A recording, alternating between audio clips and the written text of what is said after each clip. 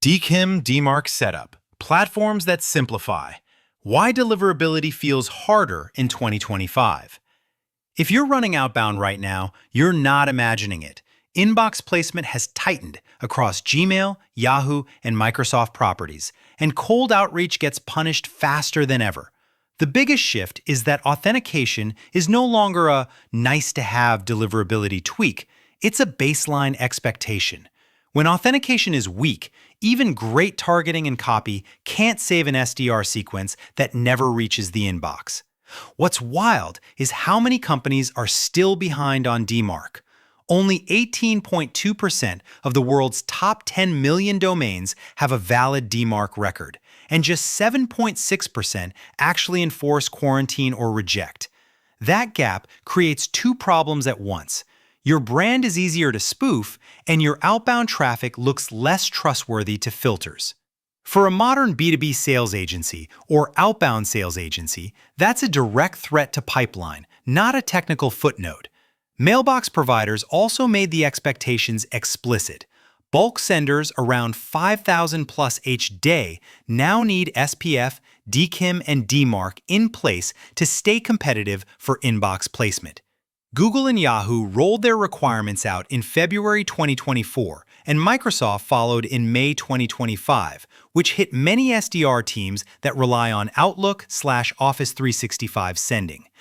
If you're doing sales outsourcing or running an outsourced sales team, this is the kind of infrastructure work that has to be standardized, not improvised account by account. DKIM and DMARC, what they do and what alignment really means. DKIM is the mechanism that proves an email was signed by your domain and wasn't altered in transit. Think of it as a cryptographic seal on every message. DMARC is the policy layer that tells receiving servers what to do when something fails authentication and where to send reports so you can see who's sending as you. In practice, DKIM without DMARC is incomplete because you can still be spoofed, and providers don't get a clear signal about how seriously you manage your domain. The part most teams miss is alignment. DMARC doesn't just ask, did SPF or DKIM pass? It asks, did they pass for the same domain the recipient sees in the from address? That's why misconfigured marketing tools, support platforms, or sales engagement systems can quietly undermine your cold email agency performance, even when somewhere in the stack you have SPF and DKIM turned on. DMARC policies are simple on paper: monitor, quarantine, reject, but high impact in the real world. Staying at monitoring forever is like installing cameras and never locking the doors, especially when cybercriminals push roughly 3.1 billion a day domain spoofing emails. A strict enforcement posture helps protect prospects and brand reputation, and it's why reports show 92% of top domains remain exposed to phishing when they haven't moved to a reject-level policy. Treat authentication like a revenue system, not an IT chore. We recommend treating DKIM DMARC as a revenue project with milestones tied to SDR output, not just a ticket in the IT queue.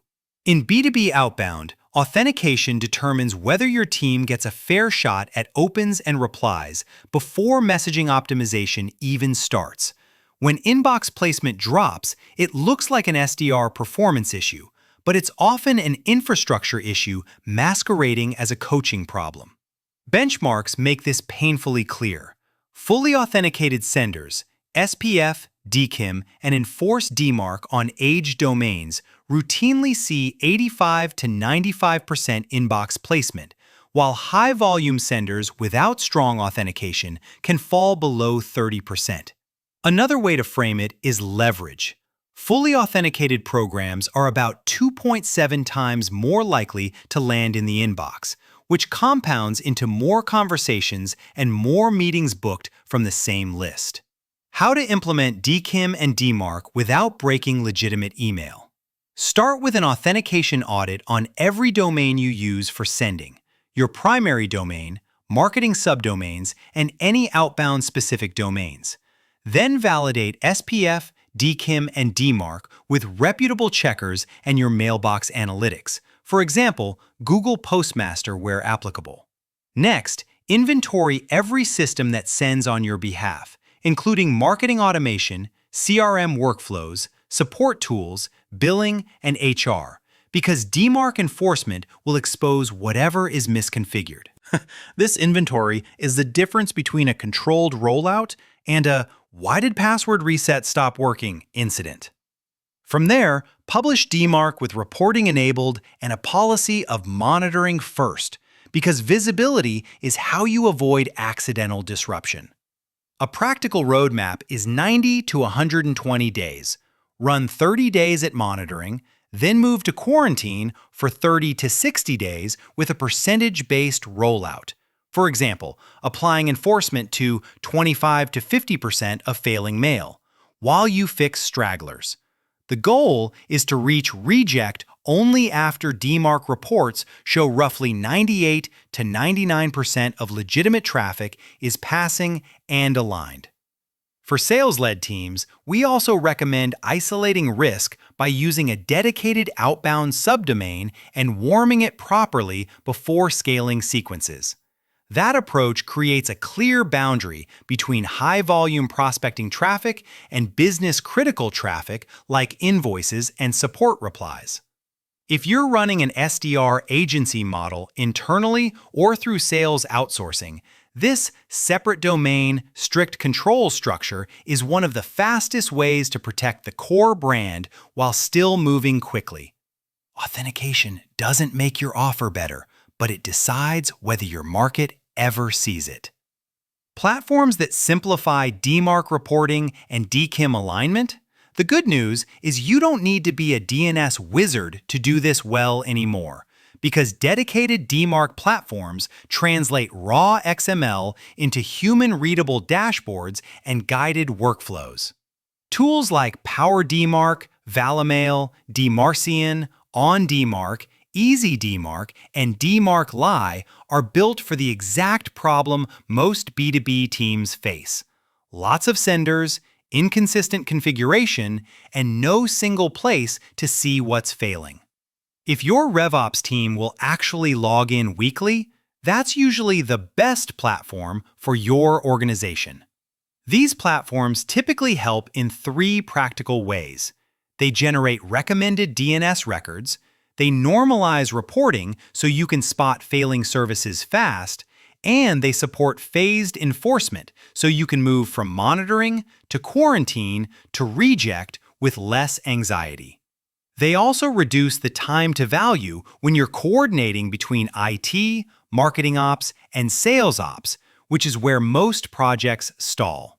For teams juggling multiple brands or domains, that central control becomes non-negotiable. Native tools still matter too, but they're rarely sufficient on their own. Google Workspace and Microsoft 365 provide the mailbox foundation and basic guidance, while ESPs and sales platforms help you publish DKIM keys and verify domains. The missing piece is centralized, ongoing monitoring and alignment across everything that sends. If you're comparing vendors, prioritize clarity of reports, support responsiveness, and how quickly they can get you from "we have DMARC" to "we enforce DMARC" without breaking real mail. Common mistakes that quietly kill inbox placement for SDR teams. The most common mistake is publishing DMARC and then staying at monitoring indefinitely. Monitoring is useful for discovery, but it doesn't stop spoofing, and it doesn't send as strong a trust signal as enforcement does, especially when only 7.6% of top domains enforce quarantine or reject today. If your competitors enforce and you don't, you're choosing the weaker posture in an environment where providers reward signals of control. The second mistake is what we call the Frankenstack: marketing, sales engagement, product notifications, support tools, and billing systems all sending with different defaults and no central owner for authentication. In that setup, DMARC enforcement feels scary because something always breaks when you tighten policy, and teams delay the project until deliverability collapses. The fix is boring but effective: a shared sender inventory, a single owner for the enforcement roadmap, and a weekly review of DMARC reports until things stabilize. The third mistake is assuming we have SPF means SPF is working. Overly complex SPF can fail silently, and any misalignment between the visible from domain and the technical sending domains will show up as DMARC failures. That's where DMARC platforms earn their keep, because they make it obvious which vendor is failing and what needs to change. When SDRs complain that Outlook is killing us, it's often a specific misconfiguration or misalignment that can be fixed quickly once it's visible. Optimization. Connect authentication to meetings booked, not just pass-fail checks. After authentication is stable, optimization becomes measurable instead of guesswork. Track inbox placement, where available, bounce reasons, spam complaint rate, and reply rate by domain and mailbox provider. Then correlate those metrics to changes in policy and sending volume. This is where a sales development agency mindset helps.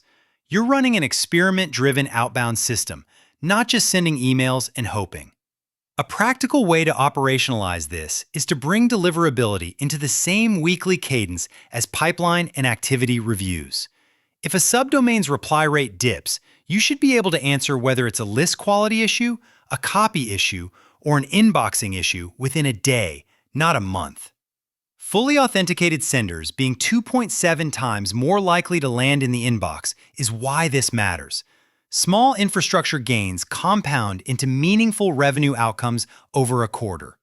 If your growth motion also includes cold calling services, you get another advantage. Multi-channel sequencing reduces the pressure to win entirely in email while you stabilize deliverability. Many teams pair email and calling inside one outbound program, whether in-house or through a cold calling agency or outsourced SDR partner, so performance doesn't hinge on a single channel. The point isn't to replace email, it's to protect meetings while you harden the domain and scale safely. What's next? A phased roadmap and clear ownership. Email authentication is moving mainstream, but enforcement is still lagging, which creates an advantage for teams that implement it correctly. Adoption trends show momentum, around 110,000 per month new DMARC domains in 2024, and roughly 2.32 million additional organizations adopting DMARC from February to December 2024. Yet many of those deployments remain stuck at basic monitoring. That means you can differentiate simply by finishing the job and enforcing policy without breaking legitimate traffic. To keep this from becoming a never-ending project, assign ownership explicitly. IT owns DNS and security controls, while RevOps owns the roadmap, reporting cadence, and the business impact metrics.